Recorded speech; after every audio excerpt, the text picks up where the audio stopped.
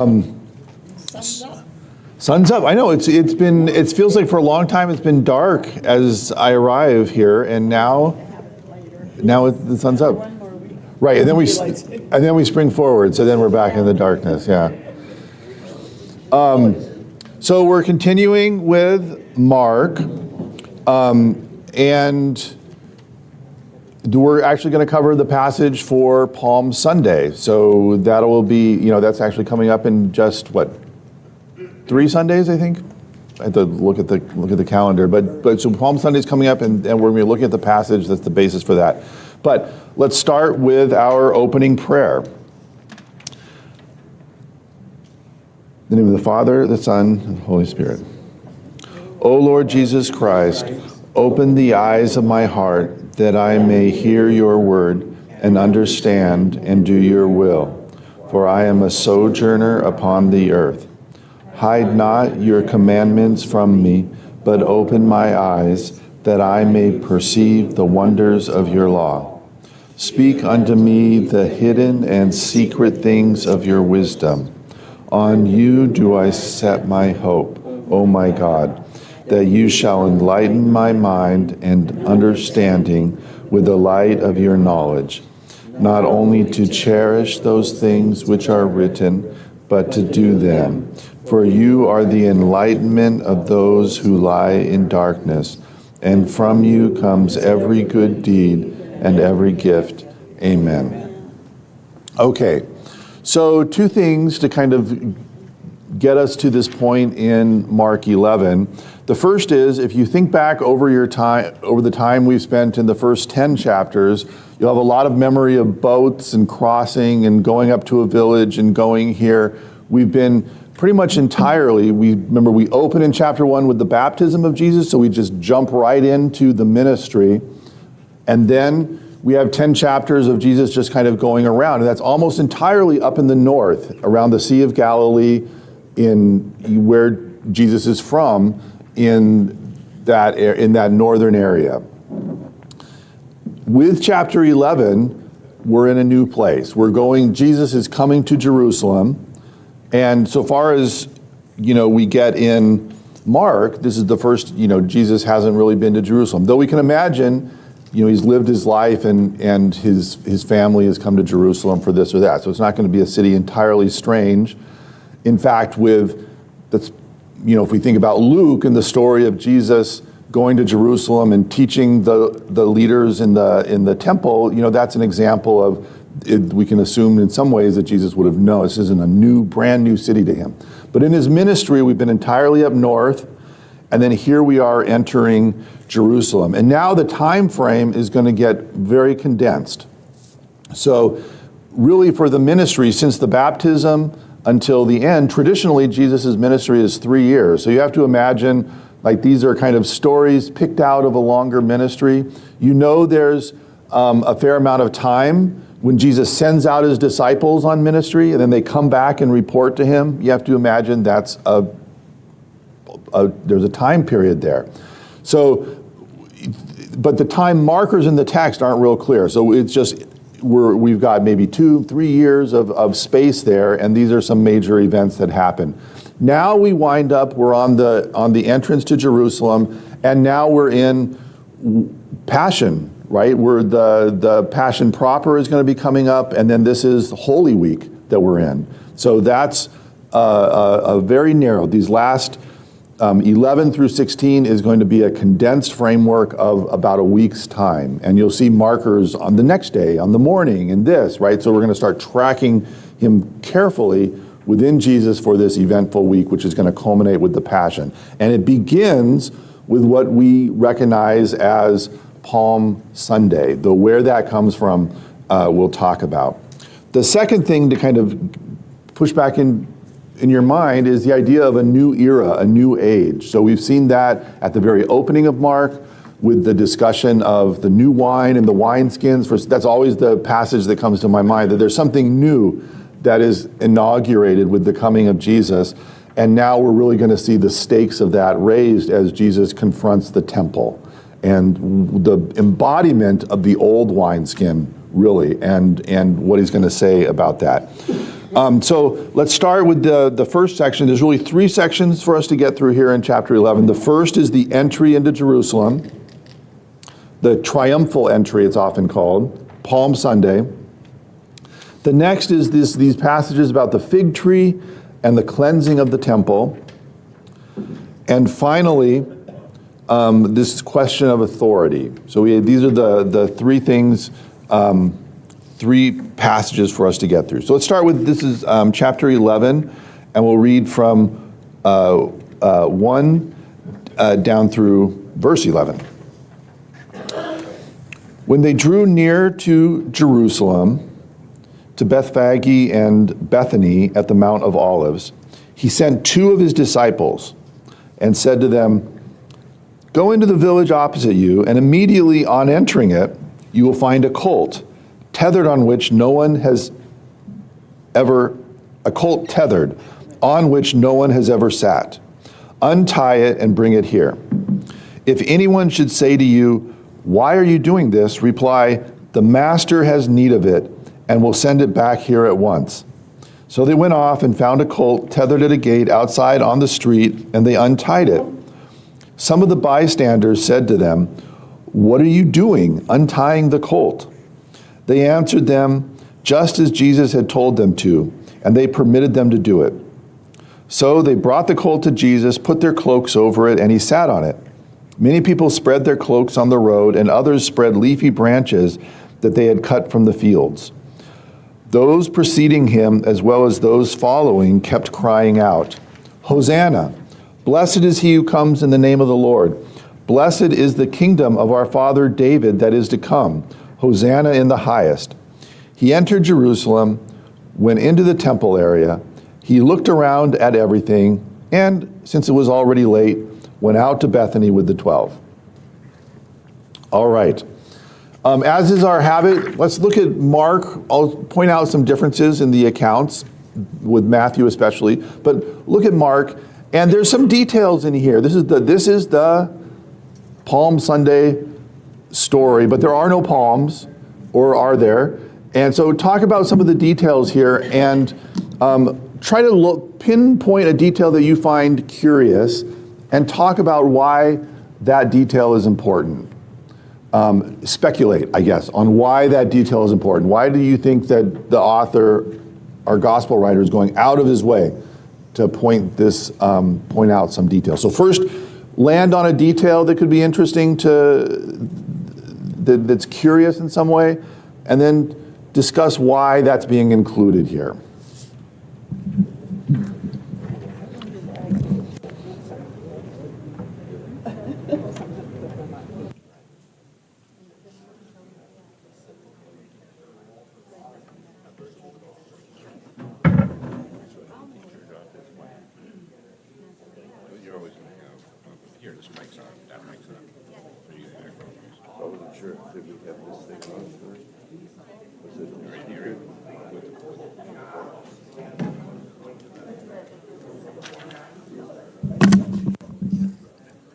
You there? Am I there?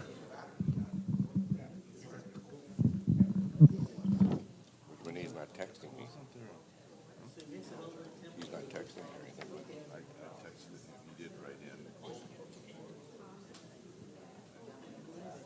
Heard a bit late, Renee. Apologies. Have an icon that showed up there. Oh, never mind.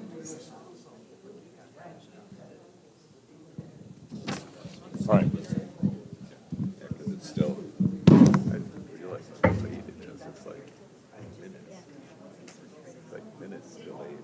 It is, and you gotta drag it over. You have to, you go down, you see that red, you gotta drag it all the way over to catch up. That dot all the way to here.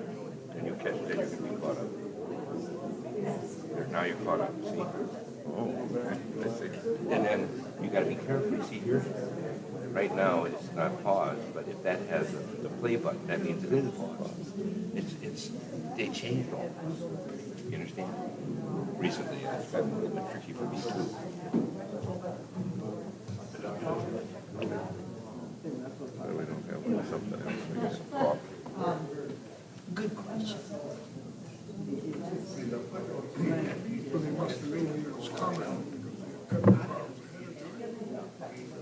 They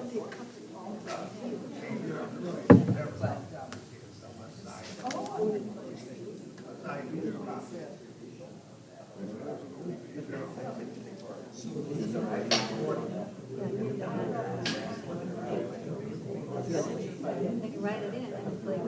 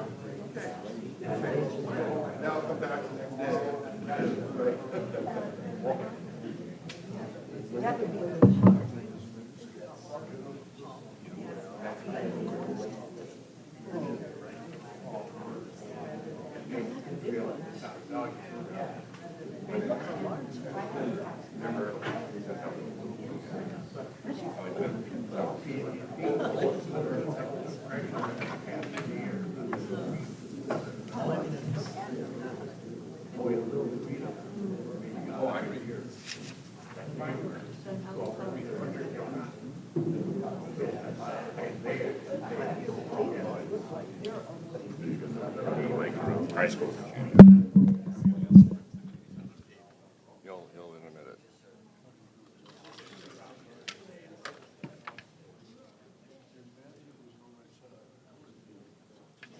I know.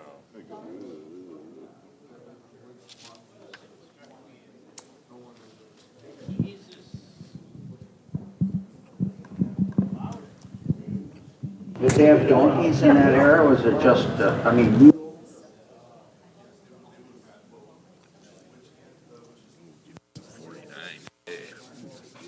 I've heard 50s. I heard 50s.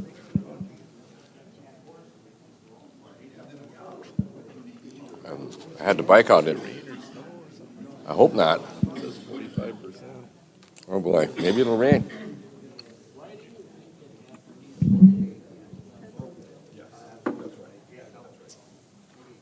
Hey, curious what you came up with. I mean, I think this is a passage as you look at the details, there's some mystery in various pieces here. What struck you as curious as you were looking at this? Okay, I'll go first because since the first time I heard this passage when I was in grade school, you know that a colt or a donkey is a beast of burden, and they're very, very high. They're very expensive. It's a high-priced property. Now, it always stunned me that they could just go up and take it. That always stuck with me. It's just maybe because I was raised on a farm. That's all. Okay. So the idea that there's a colt, someone just goes up and takes it. A colt can be the offspring, let's say, of either a donkey or a horse, and then a mule is the comp. But so we have I mean, we know the story, and Matthew makes it clear it's a donkey. Here it's just a young. So we would read that just because we know the other gospel as a donkey's young.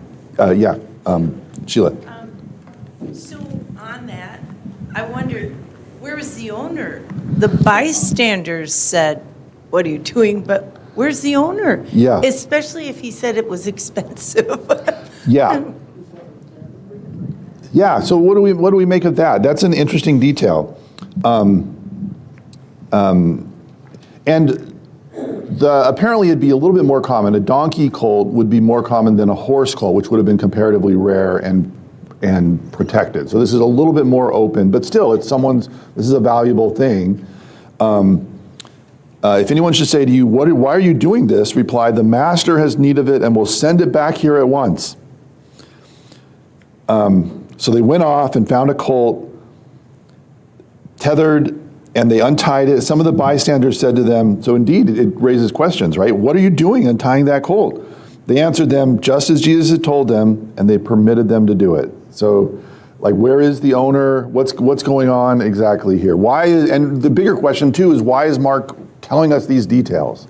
Yeah, Jim, right? Yeah, other than the synoptic gospels where John had them going there a couple times, word must have spread that who this guy was, because they're all saying, hey, way to go, hallelujah. So they knew in Jerusalem, even though he spent his time in Galilee, who this guy was. Okay, so there's a question. To what extent was Jesus a known quality in Jerusalem as he comes there? And it does seem like his reputation precedes him. Like you're saying, the other Gospels have him showing up there at one time or another, so he's not, so people do know who he is. And let's continue with that. Stick for just a second with this issue of like why these details about the owner and the colt and things. John. Is there a prophecy that says the Messiah will come on a beast of burden that has never been ridden? Because they're making a big deal about that. Okay. I said, yeah, is there a prophecy that says that the Messiah comes on a beast of burden that has never been ridden? Okay. So Zechariah 9:9, and in Matthew, we'll point this out, and we'll actually quote Zechariah, but this seems to be behind part of what's happening here in the way Mark is describing it. So in Zechariah 9:9, you probably heard this verse, exult greatly, O daughter Zion, shout for joy, O daughter Jerusalem, behold, your king is coming to you, a just Savior is he, humble and riding on a donkey, on a colt, the foal of a donkey. So, so there we have kind of a description that this Messiah is going to arrive, and this is kind of a concrete detail. Humble, riding on a donkey, on a colt, the foal of a donkey. So there's one thing, is that Mark isn't quoting Zechariah, which Matthew does. Matthew said, by the way, there's this prophecy that's there. Mark is simply describing it, but he appears to want us to kick into our mind that prophecy that's there in the past. Yeah, Heidi. Can we assume that because the people of Jerusalem would have known all of like those like the Zechariah stuff, that when they came and said the master has need of this, that would have lended to why nobody argued with him, and also it was like, this is it. We've read about this. We know why he needs this donkey. He's coming in, and then word would have spread. Yeah. So what does that mean there? So this is a question that the commentators kick around, right? Is what does it mean when he says, if anyone should say to you, why are you doing this? Reply, the master, the Lord, Kyrios, has need of it. And so what does that mean? Does it mean, one, it could be just, you could be just the owner of, you could use that word just for the owner of this colt. Number two, it could be Jesus as the greater master, the person who's out there, and maybe Jesus has a reputation, or maybe even has there been arrangements made ahead of time that these aren't disciples, they're just two men who are sent out. Or number three, Kyrios is also the word translated as Lord for God. So that would be another option of what you do with Kyrios is the Lord, capital L-O-R-D, has need of it, and that would be more of a, almost a miracle in that sense. God needs this, and be like, okay, I think you're right, and then they take this off. So you kind of have three options there. One is a bit of a ruse, and I think we can kind of dismiss that one, right? But it's a word that could have a couple shades of meaning. One is it Jesus' reputation that's being traded on here, or is there more of a miracle that's happening as people recognize the kind of divine call that is here? Thoughts about that? Yes. Was the Lord tired that he couldn't walk, that he said he had to have need of it? Right. So so there's another detail. Why he has need of it. I mean, on the one hand, he has need of it to go into Jerusalem, and you're saying, why couldn't he have just walked into the city? And what's the answer to that? Why couldn't he? I mean, he could have. We've seen him walking from Jericho and to here, so he's been walking all over the place. Did Patricia. he want to declare himself now as Lord? It seems like it. It seems like, he, in the mind. Yeah, so he's coming in a little more majestically. Right. than just Right. He's coming in majestically. We often think of the donkey as a sign of humility, and it is partially that, but it's also a pretty grand sign if we think about that this is a sign of the Messiah, that it's this well-known verse. So there's a way in which I think we have to see this as Jesus setting up an entrance that that people will immediately recognize. This is that event. beginning of the end. Right. Because he could have. I think that's great. Tell me your name again. What is Gloria. Gloria? Yes, I remember. What Gloria said, he could have easily walked. There's no question, and he's been walking. But there's a way in which this is a kind of symbolic entrance that is being set up, and so these are the details about it. Yeah, so it's all set up, and it just struck me as he gets there. All right, I'm here. Goodbye. I'm going. Right. What's for a big procession? Right. Right. So he gets there. This is. Let's look at that, because I find that also. This is maybe my favorite part. He entered Jerusalem, went into the temple area. All right, this is like dramatic, high drama. We've had this triumphal entry. He looked around at everything. All right. And since it was already late, it's like, I'd like to cleanse the temple, but I think it'll be better in the morning. So he goes back. Right. That entrance took longer than I thought. I'm going to come back in the morning and do the other thing. So he looks around, then goes back to Bethany, which is a little bit outside of Jerusalem proper, with his disciples. Gary. Well, I was just going to say we had an online comment by Ken Racky, who's down in Florida. He says, how did everyone know he was going to the temple? It's kind of a question. How did everyone know that's where he was headed? Yeah, that's a good question. I think we're in Passover week, and so my sense would be that that's where people go, is you're going up, the Psalms of Ascent in the Hebrew Bible are the Psalms you would sing as you're going up to Jerusalem, and going in to the temple is where you're heading to as you complete the pilgrimage. So I think that's just your natural direction. Yeah. I have this vision that here he is with his disciples and apostles in this little parade, and they're going along, and yes, there are people reacting, but to me, the overall city is so huge, the vast majority of people don't recognize what's going on. They don't hear it, they don't see it. So this is happening in one segment of the city. Yeah, so how do we imagine this? I think that's a really good question. Is this a case of Jesus, like the whole city of Jerusalem is turned upside down at this entrance of Jesus? Or is this a case of Jesus has a kind of group that's following him, not just the 12, but this wider group of followers who are with him, and they are entering Jerusalem? Mark's doesn't make that clear. If we ask how many are there, so they brought the colt to Jesus, put their cloaks over it, he sat on it. Many people spread their cloaks on the road, others spread leafy branches they had cut from the fields. But all we get from Mark is that many people. It's not like, oh, the whole city turned out or anything like that. So that's a question. Now, if you look to John,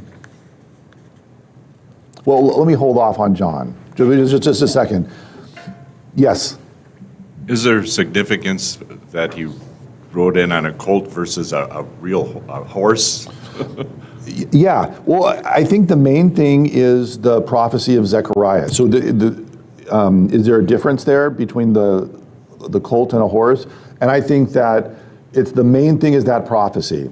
That's in the mind of Jesus. It's going to be in the mind of the viewers. That's a kind of symbolic statement that Jesus is making about who he is and the mission that he has. And then you see people when they say Hosanna, Blessed is he who comes in the name of the Lord. Blessed is the kingdom of our father David that is to come. Hosanna in the highest. That's from Psalm 118, and that's going to be another messianic message. So people are saying they respond to this imagery and symbolism with messianic verses as well. That, okay, we get it. You're the Messiah. Blessed is the kingdom of our father David that is to come. It couldn't be clearer, right? This is the coming king. Now it's going to be, this week is going to end that's why they call this the triumphal entry. It's a little bit ironic, right? Is that by the end of the week, we're going to have Jesus crucified. But here, he's the bearer of these massive hopes about a Messiah and a coming king. And we have to get from here to the crucifixion in this week. But that's why this is such an important entry. Also, this story, as opposed to a lot of things, is told in all four Gospels. All four Gospels are going to tell us about this triumphal entry. So this is really important in the story. John? How do you translate Hosanna? Hosanna is, let me just read it from Psalm 118.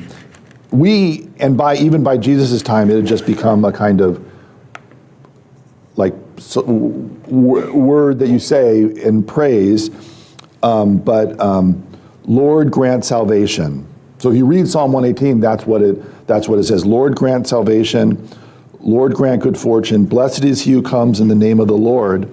But that grant salvation that's Hosanna. But it's just something that we use all the time. It just has become a kind of a fixed word, so they don't.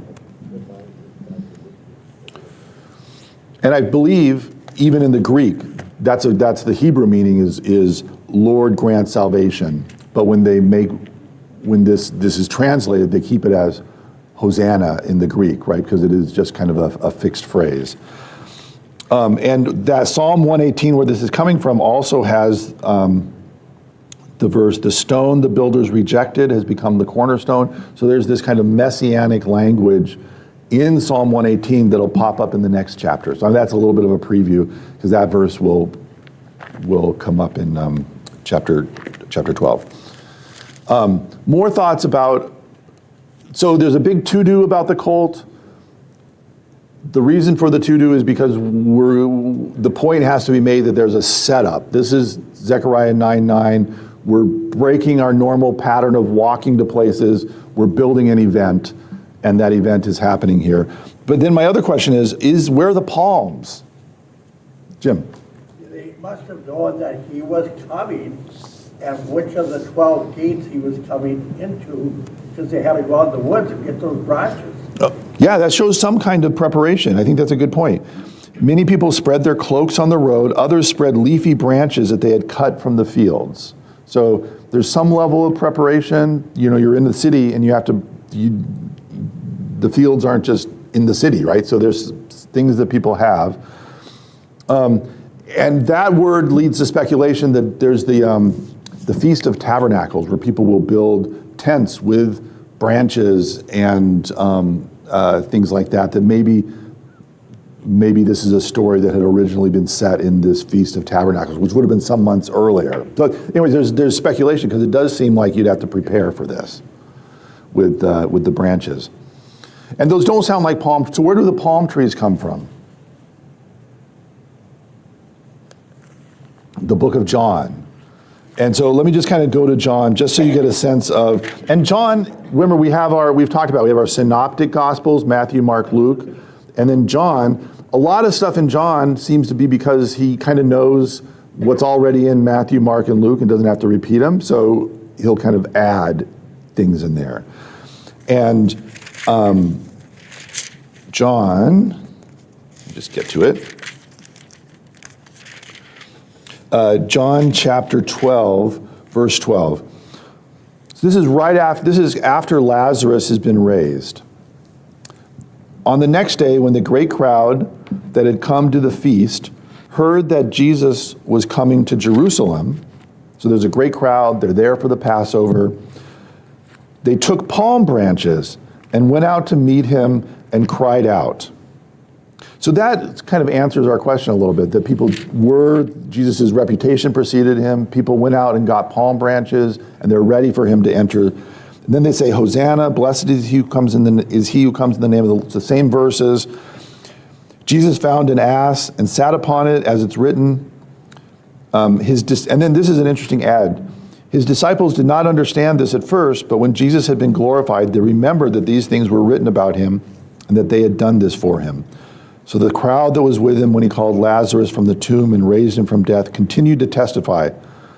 And this was why the crowd went to meet him, because they heard what he had done, that he had done this sign. So John answers a few questions you might have if you just had Mark.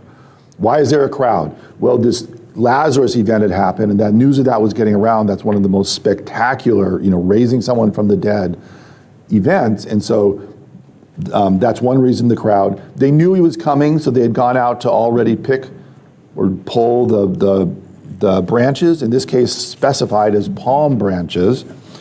And secondly, this sense of we didn't realize what we were doing, but afterwards we realized we had fulfilled all these prophecies. Mark is taking a little bit, he makes it feel a little bit more calculated, that Jesus knew these things had to happen. There's some planning, and he's setting up the event. John is explaining why are there so many people here, and that, hey, it just worked out this way.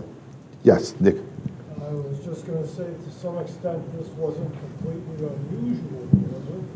In other words, this is just before the Passover, and people had claimed there were other messiahs, or that people were obviously already looking for one. But I mean, I know I'd heard or read somewhere where, there were others who either claimed to be or people made them out as messiahs. Yeah, so this is taking place in a world where there's this expectation of a Messiah coming. People know the verses, they know the signs that are supposed to happen, and they can read this event.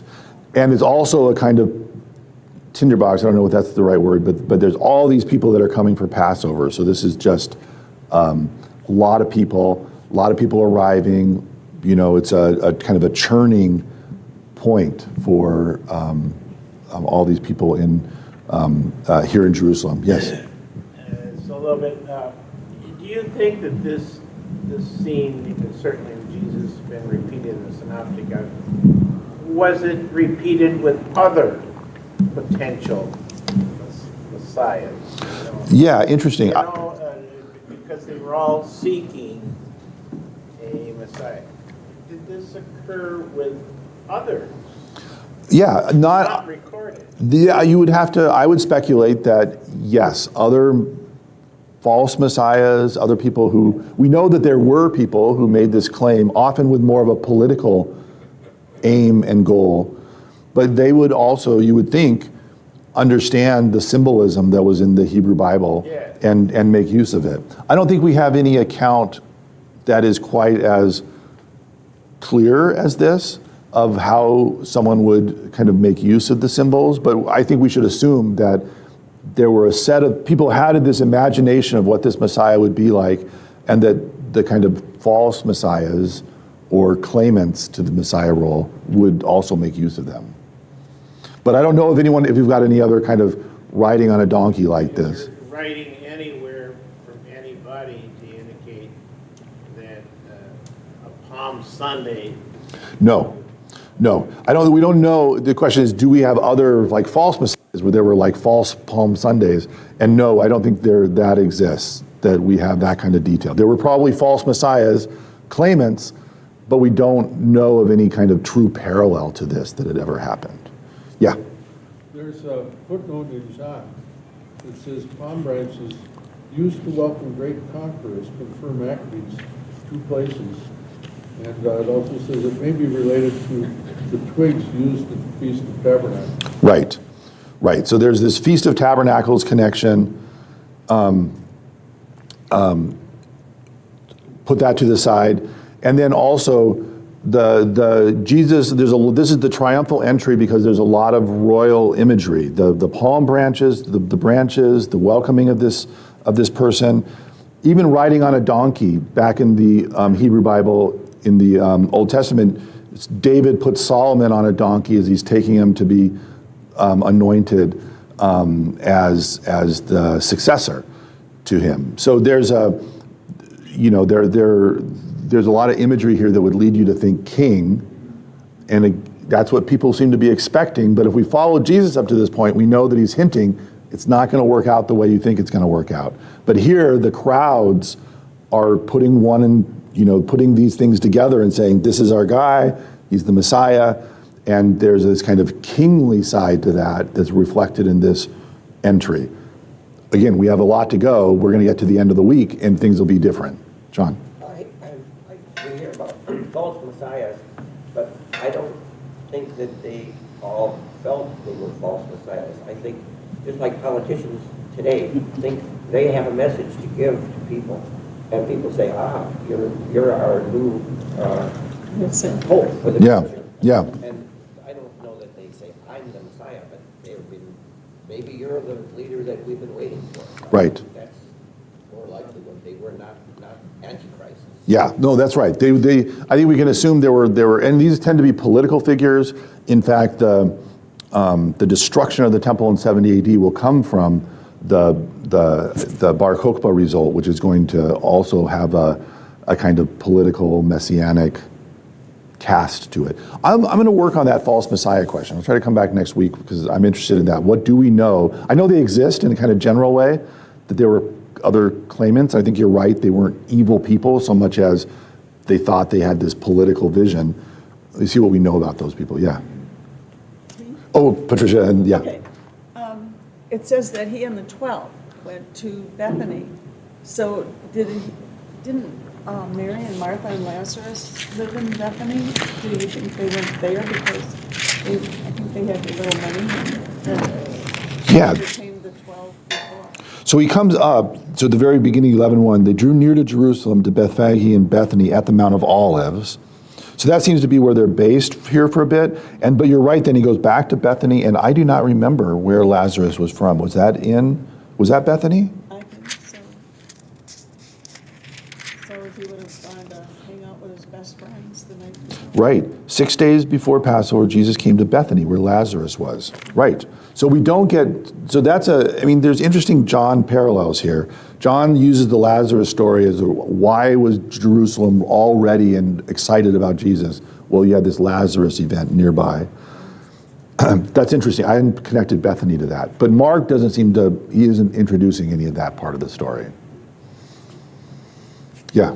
Is there any way of knowing what part of the crowd was looking for a political leader as opposed to a religious leader? Yeah, we don't really know. I think we can assume that there was just because of the temper that we feel elsewhere, that they were hoping for a political leader. And our key here is, blessed is the kingdom of our father David that is to come. Those are key political words. We want to follow up David. We want a king. And we've got our person now. And so that, to me, would be where the crowd's emphasis is. Did you want to? Yeah. The false messiah idea. I picture this as, we see this today. Somebody wants to get attention, and they want to draw a crowd. What better way than to associate yourself with a myth that's great? Yeah. And then try and associate that and draw people in. They're thinking, oh, he's part of the myth. It's coming true. Right. And so this is a kind of genius symbolic act to say this is, this story. Oh, and you're thinking of false prophets. I'm thinking of Jesus himself. I'm thinking of the false prophets. Yes. They're using an old trick. Yes, that's right. They're using an old trick. Jesus seems conscious of it here too, of the fact that he's setting up. That's, to me, that's why we get these details about sending two people, getting the foal, tell them this, tell them that. It's a foal that's never been sat on. That's also like a king. That's kind of a royal detail. So it's in everybody's minds are these sets of what's going to accompany the Messiah, and Jesus is setting up this entrance as what it should be. But I think you're right in saying that others could use those things too, because those are going to be common. The imagination of that will be in people's heads. So what you're saying is interesting because it's the other side of the coin. People are easily drawn in. Yes, right. And you've got the Hebrew Bible and all these passages which are taken as messianic. Born in Bethlehem. We'll enter in this, all these details. Let's move on into, but that's an important passage. That's an important passage. That's our Palm Sunday. So I wanted us to sit there, but we got to get through the fig tree stuff. So one note is that Matthew presents, you often have Matthew kind of cleaning up the time stamps on the whole thing. For Matthew, there's the triumphal entry. People say Hosanna. Jesus goes straight to the temple, and you get the cleansing of the temple. The next morning, he comes out, he's hungry, and you get the fig tree cursing. Mark has this, Jesus enters the temple, looks around, okay, I'll take care of this tomorrow, goes back to Bethany, and then the next day, sandwiched between these two fig tree sections, he's going to cleanse the temple. So that's it's often kind of getting a little bit like a streamlined timeline that you'll get in Matthew. But that's an oddity for me. But I think that's also a kind of pregnant oddity, that Jesus isn't just walking in and losing his head, but he's saying, okay, I see what this is about. And this is Jesus confronting the temple. If there's a center of the old wine, it's temple worship. Right? This is Jesus at the heart of the old religious system. We've seen all these religious leaders challenging him, and now he's in the heart of that system. Jesus is going to present himself as something different, and he's kind of seems to be biding his time. So let's read the cursing the fig tree, and we'll read down through verse 25. The next day they were leaving Bethany. He was hungry. Seeing from a distance a fig tree in leaf, he went over to see if he could find anything on it. When he reached it, he found nothing but leaves. It was not the time for figs. And he said to it in reply, "May no one ever eat of your fruit again." And his disciples heard it. They came to Jerusalem, and on entering the temple area, he began to drive out those selling and buying there. He overturned the tables of the money changers and the seats of those who were selling doves. He did not permit anyone to carry anything through the temple area. Then he taught them, saying, "Is it not written, 'My house shall be called a house of prayer for all peoples,' but you have made it a den of thieves." The chief priests and the scribes came to hear of it and were seeking a way to put him to death. Yet they feared him because the whole crowd was astonished at his teaching. When evening came, they went out of the city. Early in the morning, as they were walking along, they saw the fig tree withered to its roots. Peter remembered and said to him, "Rabbi, look, the fig tree that you cursed has withered." Jesus said to them in reply, "Have faith in God. Amen, I say to you, whoever says to this mountain, 'Be lifted up and thrown into the sea,' and does not doubt in his heart, but believes that what he says will happen, it shall be done for him. Therefore I tell you, all that you ask for in prayer, believe that you will receive it, and it shall be yours. When you stand to pray, forgive anyone against whom you have a grievance, so that your heavenly Father may in turn forgive you your transgressions." So, fig tree, cursed, poor fig tree, it's not even supposed to be in, but the fig tree is cursed. Then there's this cleansing of the temple, and then we come back to the fig tree. What do you make of that? Take a moment, and we'll kind of try to draw some connections here. What is happening? What place does the temple? Why is he upset at the fig tree?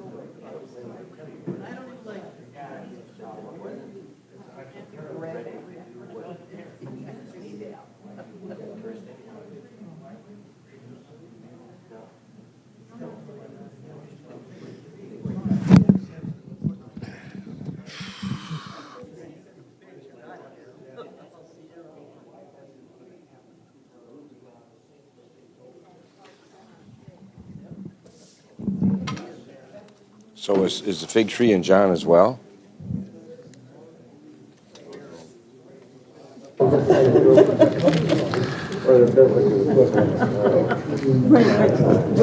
Fast working roundup with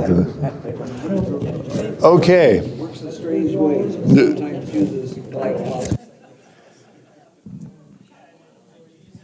Here, I'm gonna give the mic to Joe because he's got some comments here. Here we go, Joe. Okay, Joe, what were you saying? I just feel sorry for the poor fig tree. The fig tree did nothing wrong. Right. And it just, it caught Jesus on a bad day, I guess. I don't know. But, yeah, it's. Yeah. What is the fig tree did nothing wrong, right? So what's going on with the fig tree, Jim? Well, first of all, at the Passover, the fig tree would not be ripe. Secondly, it's a parable. The fig tree is Israel, the barren Israel, and the fate that will befall Jerusalem if they don't listen to his teaching. That's what the footnote says. Okay.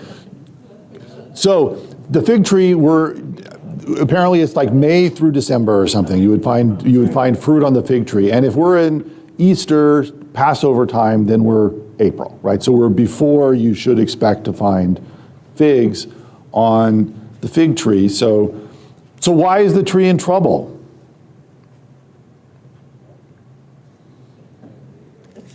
It shouldn't be, right? The tree's done nothing wrong. So why is it getting cursed?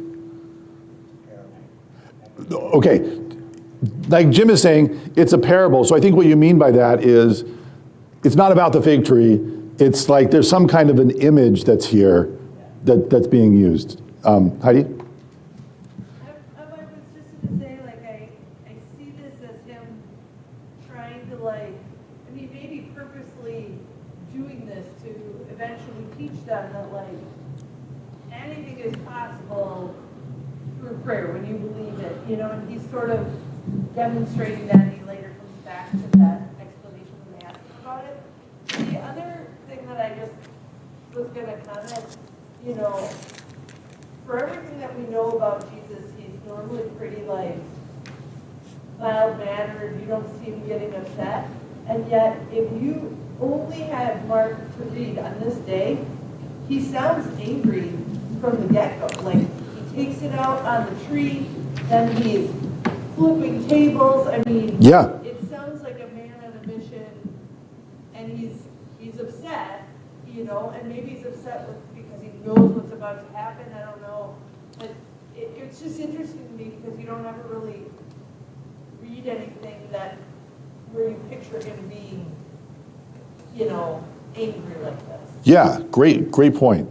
I love that phrase, man on a mission, right? Is that we have Jesus, we were some joking here with, at the table in front of me about, you know, he didn't have a Starbucks in the morning, you know, but there's these 2 points of the fig tree and then the overturning the tables, which are a little bit of an edgier Jesus.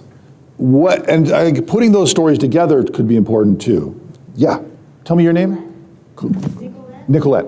So he says it was not time for the figs. So does that mean that it wasn't time for them as well? And he could see that in the temple by them selling things. They had no respect or anything like that. That's what I was wondering. Yeah, it's an interesting point. When he reached it, he found nothing but leaves.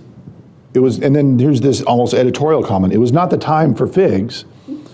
And when Matthew repeats this story, first of all, he puts both of these fig passages getting mashed together. And Matthew doesn't say this. It wasn't, because that is sort of what makes it odd. And so is the point, like what you're saying, that there's something out of time. That Israel, it's not in the right time. It's not, you know, maybe it's not giving fruit when we need it to be giving fruit. Another point is that maybe this is our editor saying, or our gospel writer saying, it's not about the fig tree. This is a symbol. Jesus has these, you know, he wasn't truly looking for figs, but he's using this as a symbol. And in this case, it's kind of a physical parable in some ways, that the fig tree is the old system, And Jesus then, if you think in those terms, he said to it in reply, may no one ever eat of your fruit again. And now we go to the temple. So maybe this is about the temple. And Jesus is using and calling on this fig tree as a way to say, your time is done. The temple is over. Yeah, Heidi.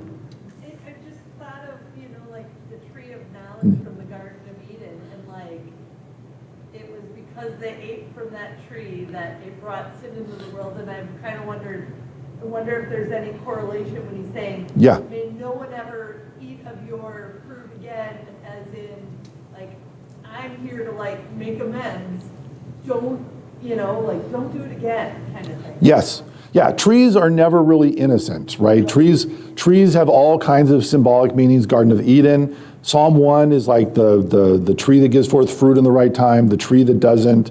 There's lots of trees, and so Jesus is pulling on this history of using trees as symbols, and Mark is almost warning us and saying, don't take this literally. He wasn't really upset about not having figs. What he wants to do is make this statement about your time is over. And that's what we'll do. And then he goes to the temple. Bob. Well, I just have a question whether the tree could represent political ideology. That's not time for that kind of revolution. Yeah, that's interesting. So that would be another kind of direction to go with it, is that maybe this is that there's the hopes are somehow out of time. It's not, here we need something now and there's no fruit on this tree.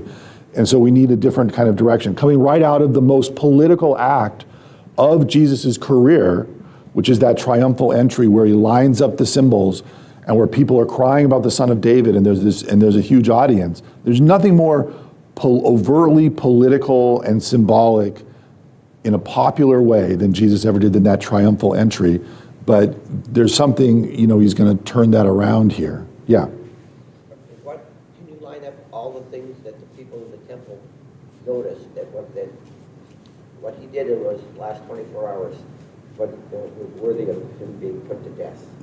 What was he challenging them? How did he challenge them? Right. So if you think of the old system, the old wine as being centered in the one true place of worship within the Hebrew Bible context, the Old Testament, is Jerusalem. Jesus is literally challenging the temple system itself. And just to kind of push through, like this cleansing of the temple, you don't really get a sense of, there's a better way to do temple worship. This isn't like a reform project where Jesus comes in, he overturns the tables, doesn't allow people to carry things around. He's not saying, let me tell you, this is the way the temple worship should go. Jesus is instead saying, this is all wrong. And that's why I think it's so powerful that he comes and looks around and then leaves. It's like, this has gotten off track. The whole temple, the whole matter of piety based around this temple is wrong. Then we get this, I'm going to curse the fig tree, which is this sense of your time is done. The old wineskin is over. Then he goes into the temple, overturns things, doesn't offer a reform project, but just says, this is done. And then we come back to the withered fig tree early in the morning. Lots of time stamps in this last week, right? Because we're moving day by day through the time. As they were walking along, they saw the fig tree withered to its roots. Peter remembered and said to him, Rabbi, look, the fig tree you cursed is withered. Jesus said to them in reply, have faith in God. Amen, I say to you, whoever says to this mountain, be lifted and thrown into the sea, and does not doubt, but believes what he says will happen, it shall be done for him. Therefore I tell you, all that you ask for in prayer, believe that you will receive it, and it shall be yours. So this is another of our problematic passages, because like praying to move the mountain doesn't always go super well, but I would just sort of think about the context of this passage about prayer, which is in the temple. There's been this cursing of the fig tree. Temple worship is wrong, but Jesus is offering this other spiritual life, which isn't based in the temple, which is based in prayer, which is based in this new wine of this new movement. And he's saying this is where the power and the strength will lie, is not in the temple, but in the prayer that this new movement can give. So this is a kind of my language for it would be, this is a kind of new wineskin statement after two passages which are aimed at the heart of the old wineskins and the old ways of doing things. And that comes back to why Why are people so upset with him? Because they understand that Jesus is like really aimed at the heart of that older system, and they feel the challenge to their authority, and then they will be immediately moving to think about how can we. The chief priests and scribes came to hear of it. We're seeking a way to put him to death. So they feel that challenge. Yeah. Well, I just wanted to comment because that's their bread and butter. Right. That's where they're making their money. Right. So you mess with that, now you're messing with my paycheck. Right, exactly. You're messing with the paycheck. And how would temple worship go on? You have to sell birds, all these people, crowds coming from the countryside, coming into Jerusalem. The only way they can do their sacrifices is to buy them from somebody, right? This is this whole system that's always been around. And Jesus is, again, he's not offering another way to do it. These should be given out for free or this, that, or the other thing. He's just saying this is all off. And this is a frontal attack on this temple system. Yeah, Mark. When he goes and he sees the temple at night and he sees all of this going on, and then he has the night to think about, Yes. what am I going to do tomorrow? Right. And the first thing he does is he comes, he looks at the fig tree, realizes it's not going to give him what he's looking for, and he curses it.